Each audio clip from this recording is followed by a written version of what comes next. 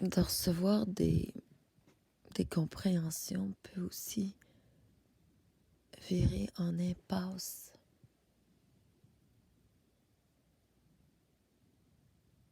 Quand la révélation est grande,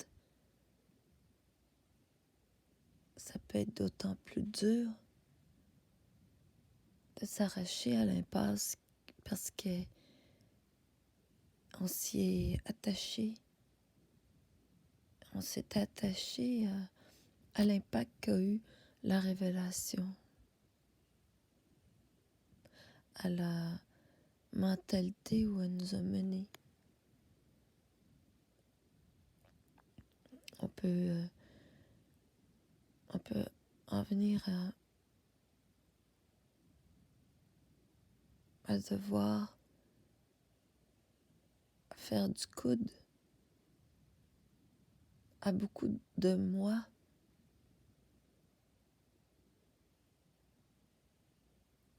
beaucoup d'entités qui ont préféré spiritualiser la révélation,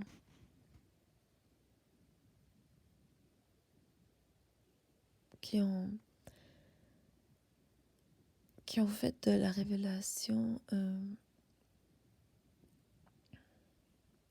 plus souvent qu'autrement un frein à l'incarnation. Comme si il y avait tout le temps un aspect occultifiant quelconque, dépendamment du caractère de ce qui avait été livré à l'époque comme solution, puis qui s'est avéré être une solution, encore et encore et encore, mais qui a permis peu à peu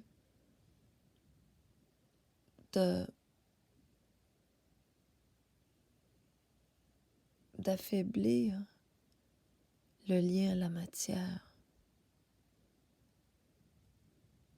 d'affaiblir le côté incarné, autrement dit les plaisirs matériels sont mal vus par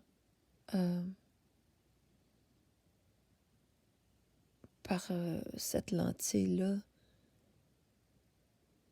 une lentille qui a permis de gérer peut-être les morceaux les plus pointus, les plus blessants psychologiquement de la personnalité, mais qui par ailleurs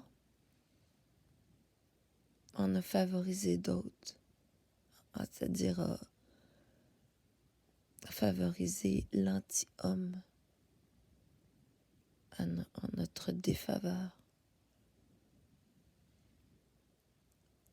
Par exemple, moi, j'ai compris que tout est écrit, que tout est important. Comme je disais, souvent dans des cas de grande anxiété,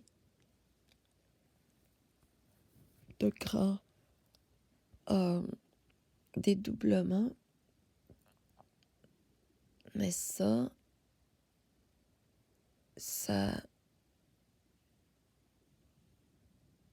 m'empêche de me ressaisir puis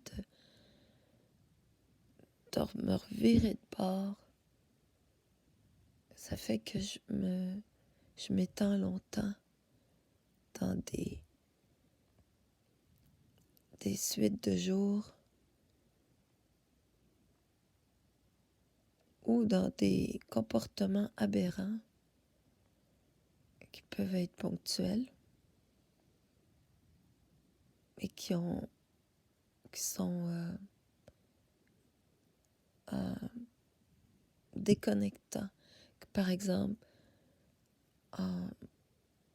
ma gestion des repas, ma gestion de l'eau, ma gestion de l'habillement, ma gestion de la sexualité, ou de la mobilité de mon corps. Voilà.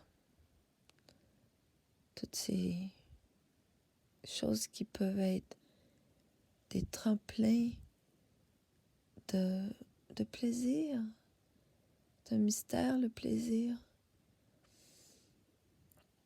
C'est important. C'est pas banal. C'est ce qui fait que l'esprit entre ici. Salut.